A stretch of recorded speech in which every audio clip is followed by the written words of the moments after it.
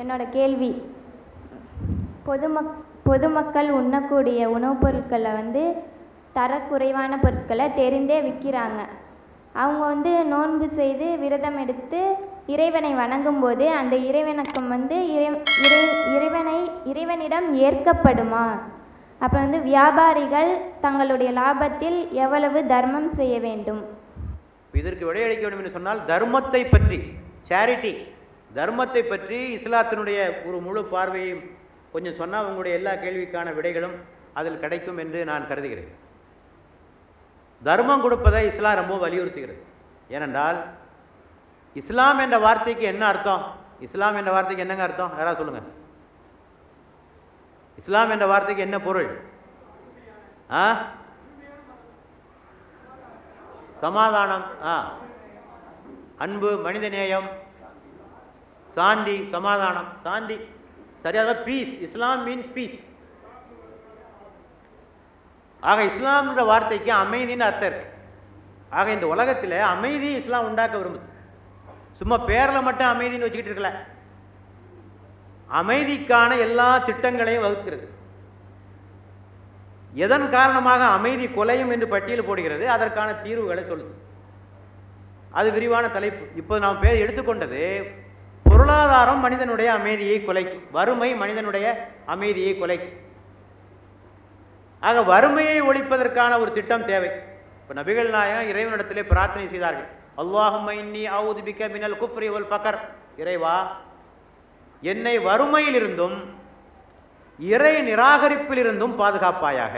என்னை வறுமையிலிருந்தும் இறை மறுப்பிலிருந்தும் பாதுகாப்பாயாக. இப்போ தோழர்கள்லாம் கேட்டாங்கன்னா ரெண்டையும் ஒன்றா சேர்த்து சொல்கிறீங்க, வறுமையையும் இறை மறுப்பையும். நபிகள் நாயகம் சொன்னாங்க ரெண்டும் ஒன்று தான். வறுமை வந்துட்டா கடவுளை நினைப்பானா? வறுமை வந்துட்டா கடவுளை எங்கே நினைக்கிறது? வைத்த தான் நினைப்பான். கடவுளை எங்கே நினைக்கிறது? இல்லையா? ஆகவே தான் நான் ரெண்டையும் இணைத்து சொல்கிறேன், ரெண்டும் ஒன்று தான் என்று சொன்னார்கள். இன்னொரு முறை பிரார்த்தனை புரிந்தார்கள், இறைவா, என்னை வறுமை, பற்றாக்குறை, இழிவு இவற்றிலிருந்து என்னை பாதுகாப்பாயாக என்று பிரார்த்தனை புரிந்தார். ஆக சமுதாயத்திலே வறுமை இருக்கக்கூடாது. அவங்க சொன்னாங்க, நான் ஒரு சமுதாயத்தை உருவாக்க விரும்புகிறேன். அது எப்படிப்பட்ட சமுதாயமாக இருக்க வேண்டும் என்று சொன்னால், தர்மத்தை வாங்குவதற்கு ஆட்களே இருக்கக்கூடாது. தர்மத்தை வாங்கிறதுக்கு ஒருவர் தெரு தெருவாக தர்மத்தை கொடுப்பதற்காக தர்மத்தை கையில் எடுத்துக்கிட்டு போவார், வாங்கிறதுக்கு ஆளே இருக்காது. அப்படிப்பட்ட ஒரு சமுதாயத்தை நான் உருவாக்க விரும்புகிறேன் என்று நபிகள் நாயகம் அவங்க சொன்னாங்க. ஆக வறுமை இருக்கக்கூடாது என்பது இஸ்லாத்தில் புரிவார். வறுமையை ஒழிக்கிறதுக்கு பல வகையான திட்டம் இருக்கு, அது விரிவாக பேச வேண்டியது. அதில் ஒரு முக்கியமான பகுதி என்னன்னு சொன்னால், வறுமையை ஒழிக்கிறதுல இருப்பவர்கள் இல்லாதவர்களுக்கு கொடுக்க வேண்டும். இருப்பவர்கள் இல்லாதவர்களுக்கு கொடுக்க வேண்டும். இப்போ குரான் சொல்லுது, ஒரு வசன குரான்ல, கைலா யக்கூன தூலத்தன் பாகதல் ஆனியாக மின்கும் பைனல் ஆனியாக மின்கும். செல்வம் உங்களில் உள்ள செல்வந்தர்களுக்கிடையே சுற்றி கொண்டிருக்க வேண்டாம்.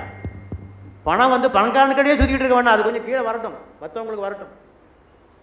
உங்களுடைய செல்வத்தில் ஏழைகளுக்கும் உரிமை இருக்கிறது. உரிமை இருக்கு, அது அவன்ட பணம். அவன்ட பணம் ஒன்றில் கலந்துருக்கு, அதான் அவனுடைய உரிமை எடுத்து கொடுத்து விடு என்று இஸ்லாம் சொல்லுகிறது. அப்படி கொடுக்காவிட்டால் உன்னுடைய முழு செல்வமும் அசுத்தம். இஸ்லாத்தில் உங்களுக்கு தெரியும், வருமானத்தில் எஞ்சியதில் 2.5% தானமாக கட்டாயமாக கொடுத்து விட வேண்டும். ஒருத்தண்ட 100 ரூபா இருக்குன்னு வைங்க, 100 ரூபா இருந்ததுன்னா அதில் 2,000 ரூபா யாருக்கு சொந்தம்னா ஏழைகளுக்கு சொந்தம். ஏழைகளுக்கு சொந்தம். அந்த 2,000 ரூபா அவன்ட உரிமை. இந்த 2,000 ரூபாயை நீங்கள் கொடுக்கலன்னு சொன்னால் மீதி உள்ள 97 ரூபாயும் அசிங்கம், அசுத்தம் என்று இஸ்லாம் சொல்லி. இன்கம் டேக்ஸ் கணக்கு மாதிரி தான். நீங்கள் இன்கம் டேக்ஸை கொடுக்கலன்னா எல்லாமே பிளாக் மணி, கொடுத்தா தான் ஒயிட் மணி. அதே மாதிரி இந்த 2.5% என்று எடுத்து கொடுக்கிறீர்களோ அப்போதுதான் உங்களுடைய செல்வம் தூய்மையாகும். இல்லாவிடில் அவை அசுத்தம். நபிகள் நாயகம் சொன்னார்கள், தர்மத்திற்குரிய பொருள் உங்கள் செல்வத்தில் கலந்திருந்தால் அது அனைத்தையும் அழித்துவிடும் என்று சொன்னார். அனைத்தையும் அழித்துவிடும். ஆக செல்வத்தை கொடுங்க என்று சொன்னார்கள். அது இறைவனுக்கே கொடுக்கின்ற கடன், கரதன் ஹசனா, இறைவனுக்கு கொடுக்கின்ற அழகிய கடன் என்று குர்ஆன் சொல்லுகிறது. கடவுளுக்கே கடன் கொடுக்கிற மாதிரியா, கடவுளுடைய படைப்புக்கு கொடுக்கிற கடன் கடவுளுக்கே கொடுக்கிற மாதிரி என்று குர்ஆன் சொல்லுகிறது. அப்படி நீங்கள் தர்மம் கொடுத்தால் அது உங்களுக்கு பல மடங்காக திருப்பி வரும். யுலாயிஃபுல் அஹும் அல்லாஹுல் கதீரா, பல மடங்காக உங்களுக்கு திருப்பி வரும். ஆக கஞ்சனா இருக்காத. ஏன் தர்மம் செலவழிக்க மாட்டான் மனுஷன்? அதையும் குர்ஆன்ல ஒரு பட்டியல் இருக்கு. ஏன் தர்மம் செலவழிக்க மாட்டான்? ஒன்று, வறுமை வந்து விடுமோ என்று அஞ்சுகிறான். கொடுத்துட்டா எல்லாம் தூக்கி தூக்கி கொடுத்துட்டா வறுமை வந்து விடுமோ என்று அஞ்சுகிறான். அடுத்தபடியாக குழந்தைகள் மீது கொண்ட பாசம். குழந்தைக்காக சேர்த்து வைக்கணும், குழந்தைகளுக்காக சேர்த்து வைக்கணும். நபிகள் நாயகம் சொன்னார்கள், நீங்கள் கஞ்சர்களாகவும் கோழைகளாகவும் ஆவதற்கு காரணம் உங்களுடைய பிள்ளைகளே என்று சொன்னார்கள். பிள்ளைகள்னாலேயே கோழைகளாயிடுறாங்க, கஞ்சனாயிடுறான். ஆக பிள்ளைகளுக்கு சேர்த்து வைக்கணுங்கிற இதில் தர்மம் செய்யறதில்லை. வறுமைக்கு அஞ்சி பல பேர் செய்யறதில்லை. இன்னொரு காரணத்தையும் சொல்லுகிறது, மானக்கேடான செயல்களை செய்வதற்காக, அதாவது பொழுதுபோக்கு, மற்ற கேளிக்கைகள், இதுக்கெல்லாம் பணம் வேணும் பாருங்க, இந்த மாதிரியான காரியங்களை செய்வதற்காக பணத்தை செலவழிப்பதில்லை. இப்படி பல காரணங்களுக்காக மனிதன் கஞ்சனாக மாறுகிறான் என்று பட்டியல் போடுகிறது. ஆக இதற்கு மாற்றமாக பணத்தை செலவு செய்யுங்கள். என்னதை செலவு செய்யணும், எப்படி செலவு செய்யணும், இதுதான் இஸ்லாத்தினுடைய கூறுகள். பொதுவாக இஸ்லாத்தினுடைய ஒரு சிறப்பம்சத்தை நான் இங்கே சொல்ல விரும்புகிறேன். எந்த ஒரு கடமையை இஸ்லாம் சொன்னாலும் அதனுடைய எல்லா பகுதிகளை பற்றியும் அது பேசும். இப்போ தர்மம் கொடுங்கன்னு எல்லா மதமும் சொல்லியிருக்கு, இஸ்லாம் மட்டும் சொல்லலை, எல்லா மதங்களும் சொல்லியிருக்கு. ஆனால் இஸ்லாத்தினுடைய சிறப்பு என்னன்னு சொன்னால், யார் கொடுக்கணும், எவ்வளோ கொடுக்கணும், எப்படி கொடுக்கணும், எத்தனை பெர்சன்டேஜ் கொடுக்கணும், எப்படி வசூலிக்கணும், எப்படி விநியோகிக்கணும், எல்லாம் இருக்கு டீட்டெயில். அதனுடைய முழு வடிவம். சும்மா தர்மம் கொடு என்று சொல்லிவிட்டு ஓய்ஞ்சு விடுவதில்லை. இப்போ சொல்லியிருக்கு எப்படி கொடுக்கணும், எவ்வளவு முடியுமோ அவ்வளவு கொடு, மஸ்தகாத்தும், எவ்வளவு முடியுமோ அவ்வளவு கொடு. நபிகள் நாயகம் சொன்னார்கள், பேரித்தம்பளத்தின் ஒரு பாதியாவது நீங்கள் தர்மமாக கொடுத்து நரக நெருப்பிலிருந்து உங்களை பாதுகாத்து. ஒண்ணுமே இல்லையா உங்ககிட்ட ஒண்ணுமே இல்லை, உங்ககிட்ட ஒரே ஒரு பேரித்தம்பளம் தான் இருக்கு, அதுல பாதிய குடியா, அது ஒரு பாதிய குடி, அதுவே தர்மம். எவ்வளவு முடியுமோ அவ்வளவு ஒன்னால் கொடு. உன்னுடைய தேவைக்கு போக எஞ்சியதை கொடு, உன்னுடைய தேவைக்கு போக எஞ்சியதை கொடு. இப்படி ஒரு கருத்து இருக்கிறது. அடுத்தபடியாக நடுநிலையோடு கொடு. அவ்வளோத்தையும் தூக்கி கொடுத்துறாத. உன்னுடைய கரங்களை கழுத்தில் கட்டிக்கொள்ள வேண்டாம். குர்ஆன்ல ஒரு வசனம், உன்னுடைய கரங்களை கழுத்தில் கட்டிக்கொள்ள வேண்டாம். அப்படின்னா கஞ்சனா இருக்காத. அப்படியே விரித்து விடவும் செய்யாதே. அப்படியே முழுசாக எல்லாத்தையும் தூக்கி கொடுத்துறாத. பின்னால் நீ வருந்தும்படியான நிலைக்கு நீ ஆளாகி விடுவாய். ஆக ஒரு நடுநிலை போக்கு, ஒரு பேலன்ஸ்ட் அப்ரோச். எதுலையுமே முழுசா தூக்கி கொடுத்துறாத, கஞ்சனாவும் இருக்காத, ஒரு நடுநிலை போக்கோடு அதை கொடு என்று ஒரு கருத்து இருக்கிறது. இன்னொரு கருத்து, உன்னிடத்தில் இருக்க நல்ல பொருளை கொடு, நல்ல பொருளை கொடு. பல பேர் பார்க்குறான், வீட்டில் எதெல்லாம் கழிஞ்சதோ, எதெல்லாம் இவனால் போட முடியாதோ, எதெல்லாம் இவனால் உபயோகிக்க முடியாதோ, எதெல்லாம் வீட்டை அடைச்சிக்கிட்டு இருக்கோ அது தூக்கி கொடுத்துரும். சுனாமிக்கு ட்ரெஸ்ஸு வேணும்னு கேட்டாங்க, வீட்டில் போட முடியாத சட்டை கிட்ட அது இதுக்கு எல்லாத்தையும் ஒன்று கொடுத்தா. இவனே போட மாட்டான், இவன் பிள்ளையும் போட மாட்டான், யாரும் போட மாட்டான்.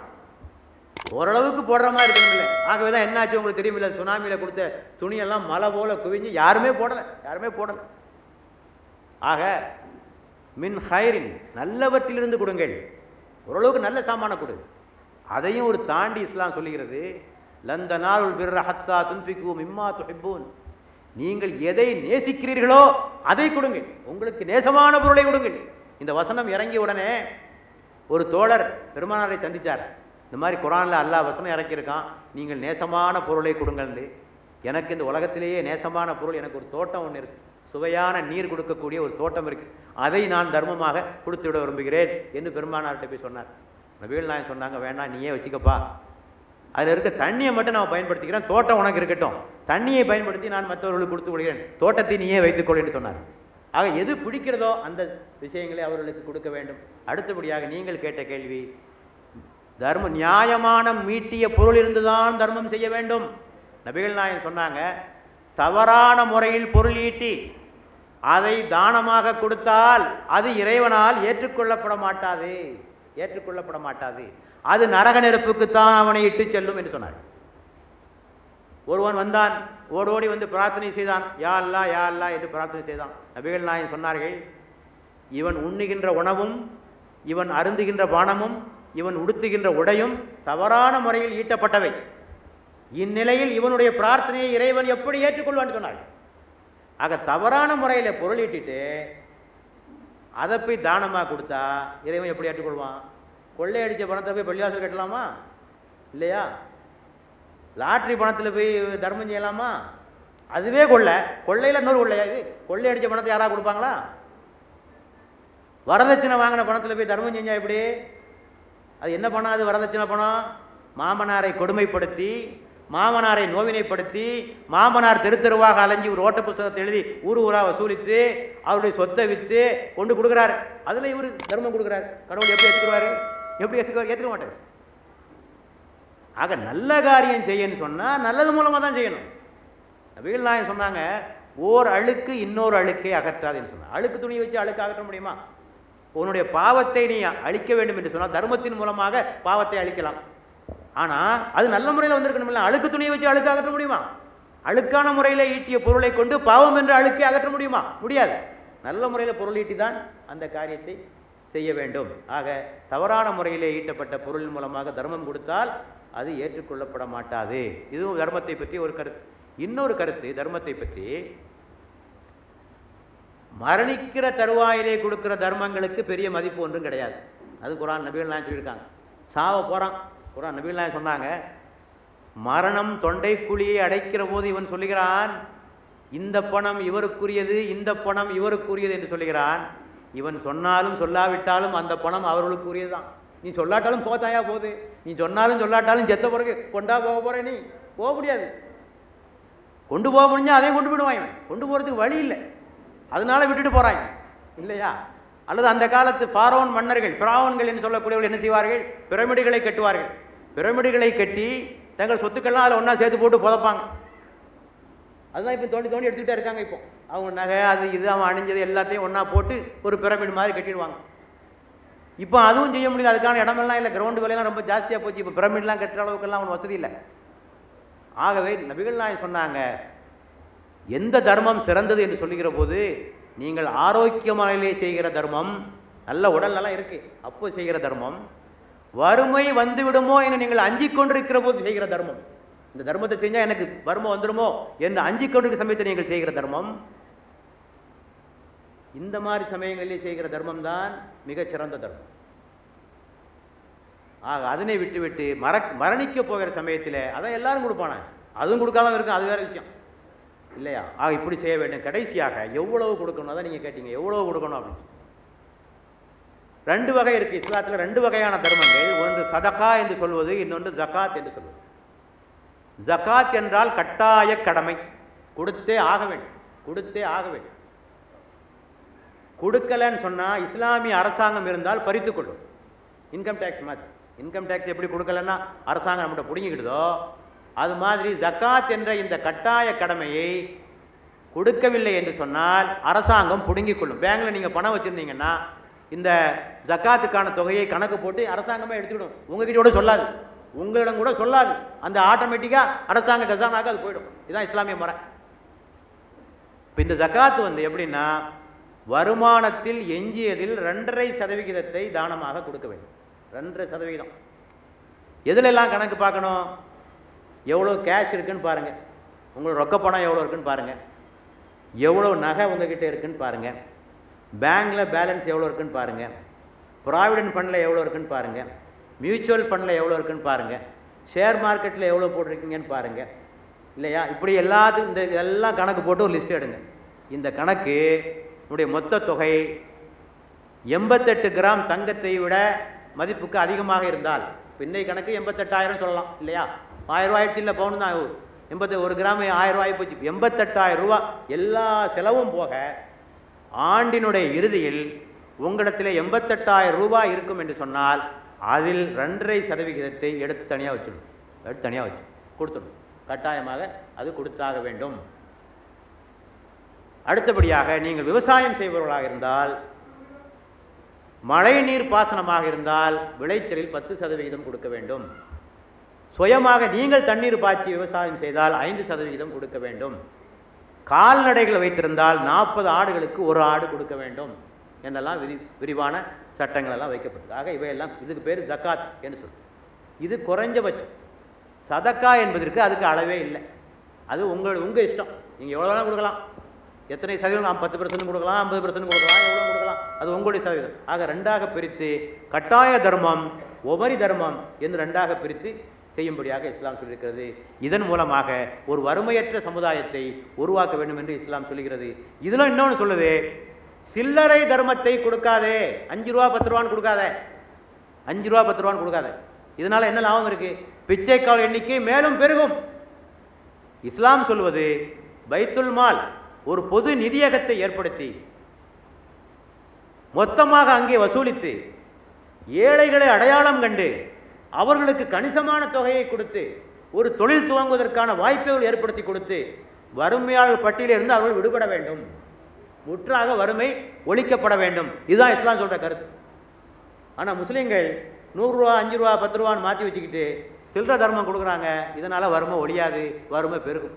கொடுக்கறது தப்பானா தப்பு இல்லை, கொடுக்கலாம், ஏதோ ஒரு அவசர தேவை கொடுக்கலாம். ஆனால் அனைத்து பணத்தையும் இப்படி கொடுத்தால் இந்த ஜக்காத் என்ற கடமை எதற்காக வைக்கப்பட்டதோ அந்த நோக்கம் நிறைவேற.